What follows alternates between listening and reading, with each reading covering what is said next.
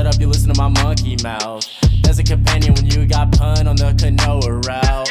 Hopped in a portal and got in a fight, Elias knocked him out. Bow, Naruto fighting style. Bow, UFC he tapped out. Bow, we win, we get crowned. Monkey mouth, monkey mouth, monkey mouth, monkey mouth. So, welcome to SUYL. Can you introduce yourself for us? Hi guys, I'm comedian Dausharae Freeman, your favorite female comedian. Alright, so Miss Dausharae, you were previously on my, my business partner and his podcast, The Ones Who Woke Up. How'd you feel about that? I felt really good about it. I got to talk about a lot of interpersonal experiences and got to hear a lot of his. I felt really good about that, so that was awesome. Awesome. I'm glad you really enjoyed it. I was in there in the conversation. I was trying to be a little bit of a Jamie, but not overstep. So hopefully I did my job. So I kind of jumped in it immediately. So the way that we kind of like say it is that when you're on his podcast, you definitely took the blue pill or the red pill or the blue pill. So you're basically out of the matrix. One of the pills. Yeah, you're out of the matrix. You're basically, you're on Nebuchadnezzar, and you're just going through the mind of the frog god that is Josh. This one is essentially the red pill. We're in the matrix. We're eating a delicious steak, having wine, and we're basically the ones and zeros are basically creating all of the fake stuff around us that feels good, like talking about who I was just talking about. So I like to tease my sister when we go over. I always bring up like the really horrible masculinity stuff that's in the zeitgeist. Of course. So I was like, man, you know what? I just joined the 7 Ways to Build Wealth with Andrew Tate. I can't wait to be a billionaire. Ah. You know? And so she's like, shut up, right? And she only knows him because she watches H3 with and so Gila and Ethan Klein. And so they basically were going up against like this guy Andrew Tate, and so you were just kind of like drilling in on him. Let's hear it. Well, here's the deal, right? So with all this fucking toxic masculinity, all these narcissistic dudes who want to have their point heard, the guys that never got all the girls, whatever the fuck you went through in your past life, mommy issues, whatever. Like, these dudes want their opinions heard, they want them validated, and they want to make sure that they want to make sure whatever it is they feel is heard, and women are affected by it, whether it be negatively or in the fashion that they would like it to be, whether it's negatively or positively. I feel like this fucking dude, I'm sorry. No, but I love where you're going with this. I just don't understand like why he hit so hard. Like, he hit quick, and it. I mean, because he wants to be the fucking next Kevin Samuels. Yeah. Rest in piss. But I mean, like, guy. Kevin Samuels came on, and he was one of those people. Like, I don't listen to a lot of these people. I listen to them through other podcasts or other comedians who kind of make fun of these guys, or they at least like they don't take them seriously. So it's easy to see how, someone like Kevin Samuels kind of, he died with, I think it was a prostitute in his room. And so that was going to be my next thing. I don't have the facts on if the girl was a prostitute or not, but he speaks so highly about men want women on their level, whatever the fuck bullshit he be saying. Okay, let me tell you something. What was this woman's net worth that was in the room with him? What was her everyday lifestyle? What was she like? What kind of woman was she? How did she dress? How did she carry herself? That's number one. Number two, if I'm not mistaken, and let me fact check before I start talking shit. Well, so Kevin Samuels, he kind of built this idea of like, I guess what it would be like the subservient woman, the woman who's going to be in the, like, I guess kind of in the background, right? He never. Okay. No, I'm listening. He never really, he was definitely one of those men who misogyny was definitely an undertone of everything that he spoke about, and he always seemed to question women's, I guess, like, trying to tell them not to be easy, but it's okay for men to step out, all this like stuff like that, right? I think Kevin Samuels was born in 1960s. I mean, probably 1800s, and then died and then came back in the 2000s. Honestly, because some of the things that he would say, or even other things. Okay, here's the deal. Some of the things that he would say was valid. Okay, yeah, but his delivery and his way of thinking was just so like past tense of previous life. Like, you have to remember, like, everything is evolving. Yeah. Technology, medicine, everything, the way of survival. You know what I mean? Well, there's this great saying that, like, okay,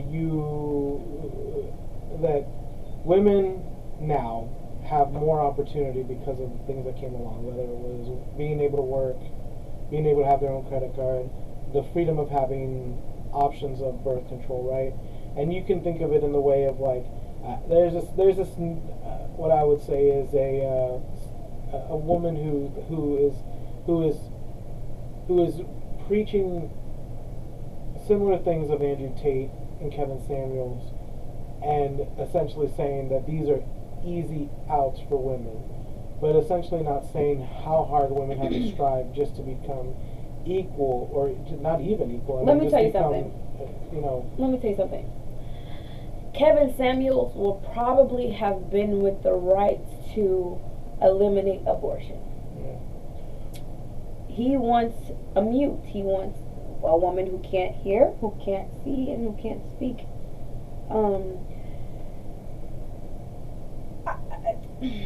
I'm curious to see. I'm curious, but what I'm curious about is, like, whenever anytime I have certain people in here, mine tends to devolve back into not getting red pilled, right? Like, as men, we need to strive to not get red pilled and to not take rejection so personally. And I as a man need to work on that immensely, because I think that men internalize rejection for some reason, and it can either go one way. It can either go two ways. It can go in the way of making you feel uncomfortable and then making you scared, or just kind of being a person, not even a man. Let's just say being a person about it, and moving forward and understanding that you aren't a child. You aren't always going to get what you want. Absolutely, and that's what people need to understand. This is life. Yeah. Nobody's obligated to do anything or give you anything. I just recently seen a video of this dude trying to out this girl because I guess he spent about $5,000 on her and she didn't have sex with him. I saw that video where she's laying there in the hotel room. I honestly thought that was a little bit kind of faked up, but there is definitely it could be, but the concept is there. Still it's parallel to how a lot of men think, such as Kevin Samuels, or such as. Well, the thing is that he's only doing what's feeding into the algorithm so that he can get likes and shares. So if it wasn't right, but what I'm saying is, I'm agreeing with you. Real or fake, what this man is doing is he's like, I know there's misogynistic men out there who are gonna agree with me. Yeah, exactly, it is. And at the end of the day, no matter if the concept was real or fake. And first of all, let me just say, where Kevin Samuels was always talking about low quality women. Well, that's the funny thing, right? He died from, what is it, hypertension? Yeah. Which is initially high blood pressure. I had to look that shit up because, y'all, I'm not a bookworm. But, my nigga, how well was you taking care of your body, Mr. High Quality, anyway? Well, the thing is that that's two things, right? Is that they want to be high-value men and they want high-value women, right? And there's nothing wrong with that. Well, no. But the context of what a high-value woman is changes with changes on a dime. So it's just like, oh, well, she gets too many text messages. She's not high-value. Her money's priority over men. She's not high-value.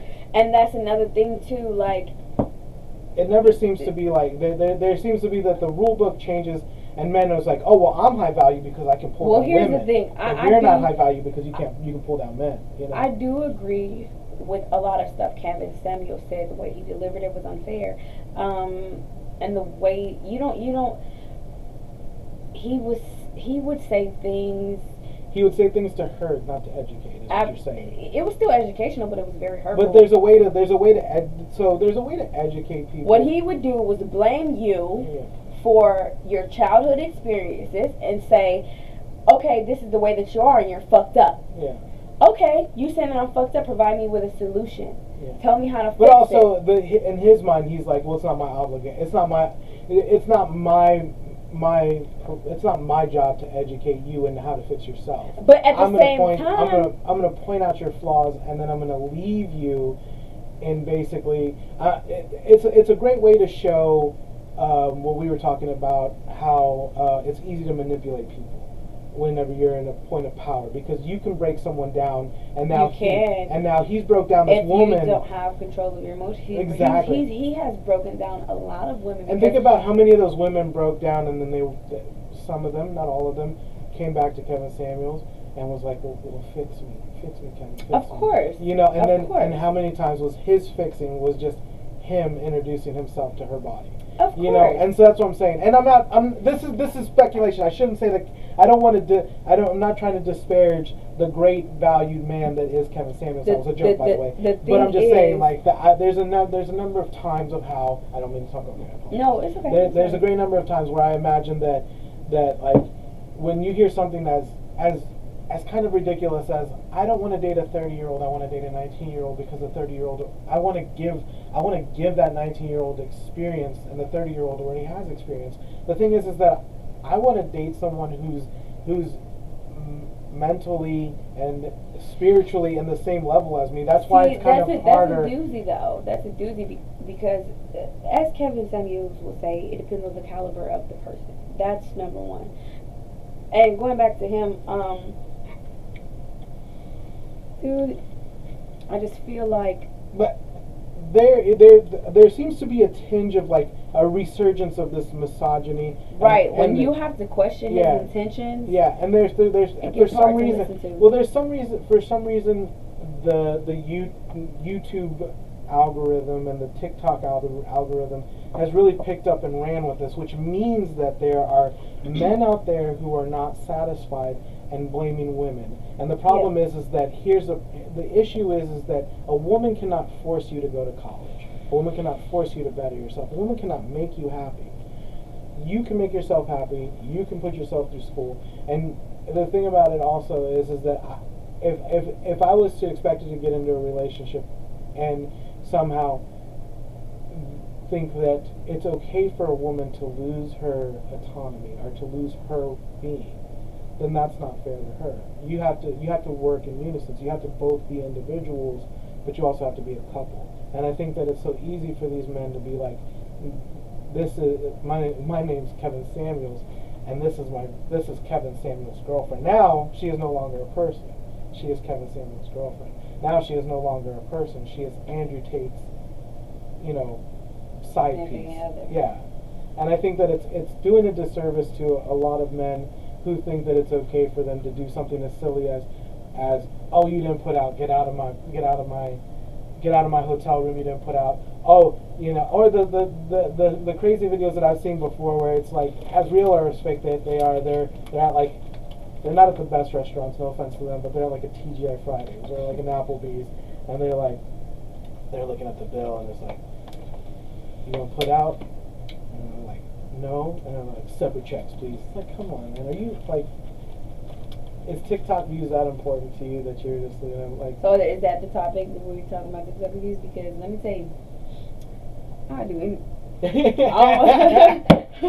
I ain't gonna say anything. I'm gonna say I do a lot of shit for 1 million views. Not anything, but almost anything. No, I mean it's just. I mean. We're in the matrix now, right? So we can admit that it's important to follow the algorithm. And that guy knew, yelling at this poor woman and saying, I done spent $5,000 on you, and you ain't gonna put out. But like you said, he's doing it for likes. But the point being is, he knew. That's what you said. There were a lot of men who would salute to that. Yeah.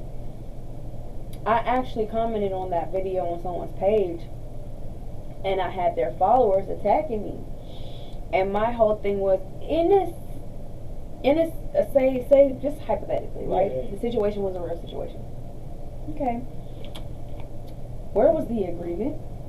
where did she agree to have sex with you in exchange for these things?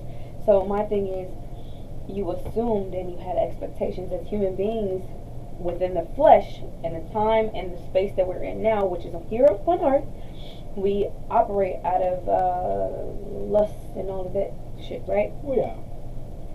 You expected this girl to give you sex, whether it's real or not. Like, I'm sure some of the men that was on his side have been in a similar situation. You expected her, you assumed that she would. You didn't upfront say, here is what I need, here is what I want from you in order for me to do this.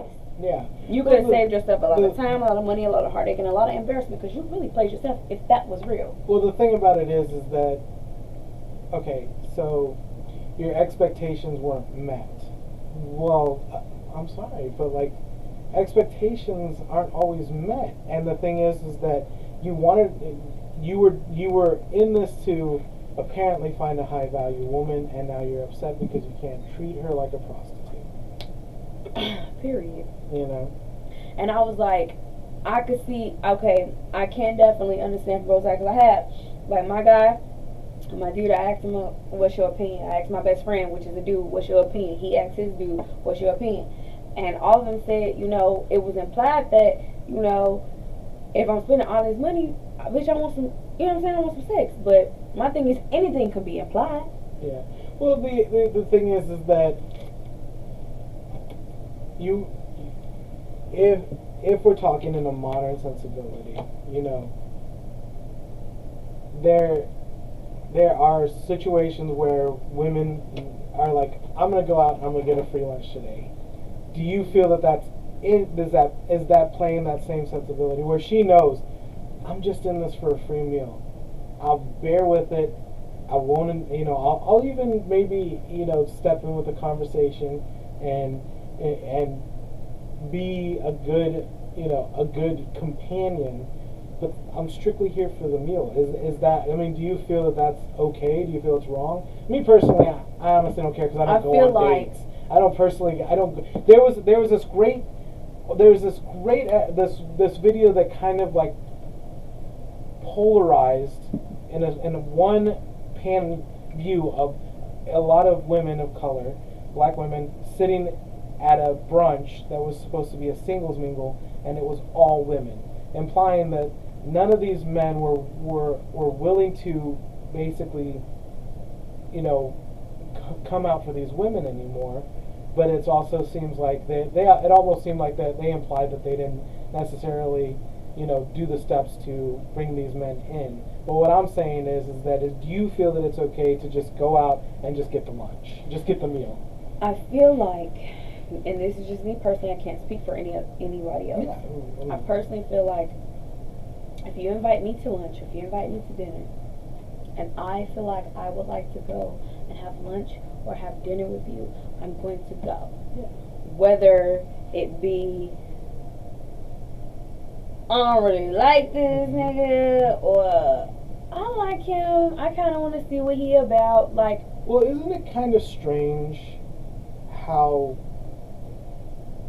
we used to do things in terms of baseball? Do you remember that? No, are you? No, I was born in '94. Well, I'm just saying, are you familiar with the bases? Okay, yeah. Right? So we did things in forms of bases. We got first base, second base, third base, home run, right? Mm-hmm. When did Tinder, when did Bumble, and all these things cease to basically go from first base to home run and never allow us to have anything in between? This is why men get upset, because this is why men live in this really this strange matrix of like, now, oh man, I took her on a date, it's time for sex. Why couldn't there be a second date or a third date or a fourth date? It's so crazy to me. It's so crazy to me because a lot of men go like that are on Tinder or, you know, like whatever. A lot of men nowadays, especially my generation, I'm a millennial, probably like one of the older millennials, like I said. No, I'm an older millennial, you're a baby millennial. I was born in '87, so I'm the oldest millennial you're going to get. I'm 35. Actually, I think that there are 40-year-old millennials, but we won't play into that. I am pretty much the oldest millennial that you'll probably get. I'm 35. I was born in '87. I am technically a millennial, you know. So the thing is that I want dates. I'm an old guy. I'm a 35-year-old man. I want first, second, third dates. I want to get you flowers. I want to buy you candy. And then these women are like, this motherfucker's buying me flowers. I want flowers. Like, this guy's doing this. I don't want this. And I'm not mad at that. I'm not frustrated with it. What I'm saying is that when did it become simp shit to just do naturally nice things? Mm. And it's not particularly anyone's fault. I think it's just the way that it's. I also operate in a very strange way of like being stuck and doing overstepping positivity to get people flowers and do these things, because I was raised on a generation of romantic movies and sappy television shows that tell you this is how things are supposed to be done. Y'all guys, you operate in now a very strange sensibility where there's not really.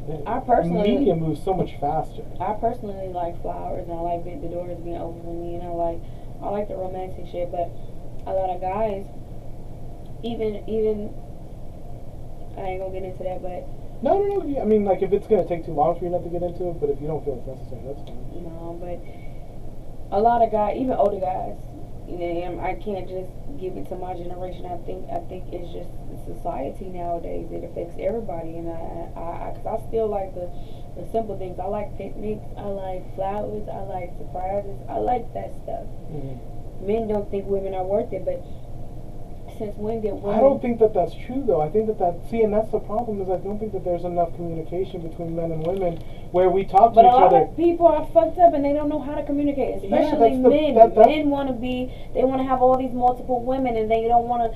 Nobody wants to take the time to do the healing within themselves. And well, nobody wants to talk anymore either. And there's this weird thing where I find that I see this on TikTok a lot, where men are like. Men are forced to be alone and everything. And there's this sappy music playing around, and like men are forced to suffer in silence. And then you know what? When they have a female counterpart that tries to be there for them and be there with them, they don't appreciate it. What they want is a man counterpart. Anyone can pay for a therapist. Well, the thing is that anyone can pay for a therapist, but you shouldn't expect someone to come in and fix you. Right? I don't necessarily, and a lot of men don't feel like they don't need to be fixed. A lot of men feel like that the only thing that's going to remedy the situation is money. No, I think money's, but it's the thing is, like, I'll be better when I'm in the relationship, and then they're in the relationship and they find out that they're the same person. Mm-mm. You know. Mm-mm. That hasn't been my personal experience or what I've seen around me, or even on social media. I just think that we're in a weird time right now, and it's going to keep getting weirder. I think that if we don't allow ourselves to have conversations with each other, and we just allow each other to think that, oh man, well, we're just broken, or oh, woe is me, nobody's going to ever understand me. Well, no one's going to ever understand you if you're not willing to speak, and everyone's going to think that they're broken special toys. You know, if they don't try and fix themselves, you are.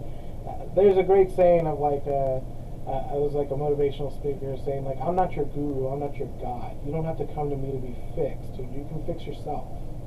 You know, you can like do the necessary steps to fix yourself. Sometimes people need guidance. You know, but that's what he's trying to say is I'm only a step in this direction. I'm not the person who's going to fix you. That's going to take a lot of work from yourself.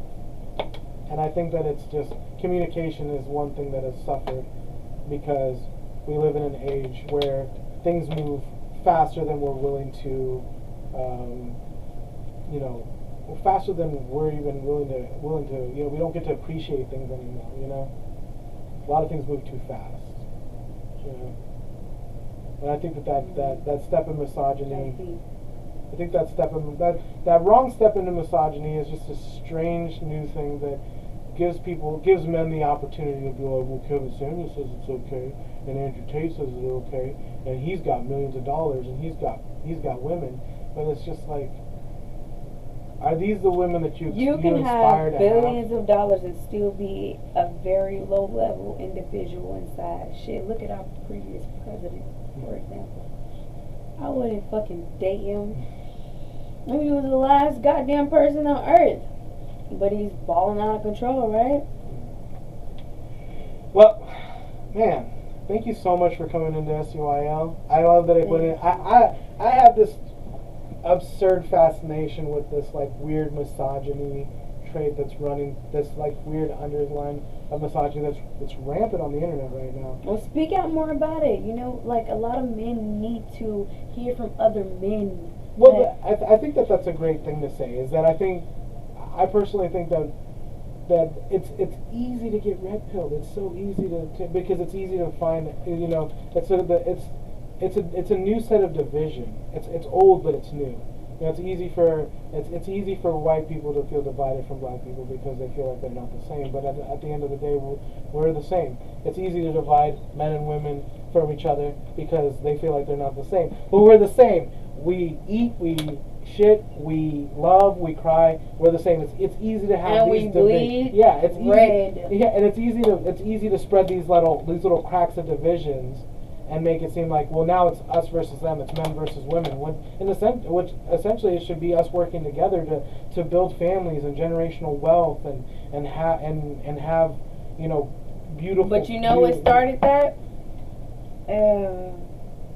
I'm gonna say this off camera. I'm gonna say that. All right. Well, we're gonna hear that off camera. Thank you so much for coming in.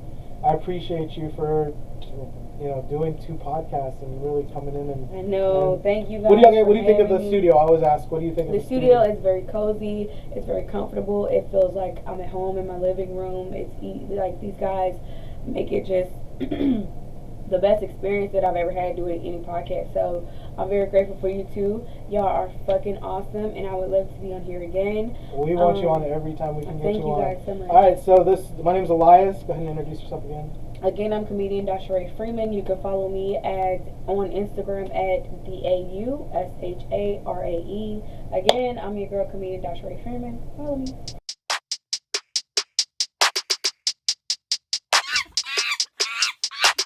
Shut up, you listen to my monkey mouth. There's a companion when you got pun on the canoa route.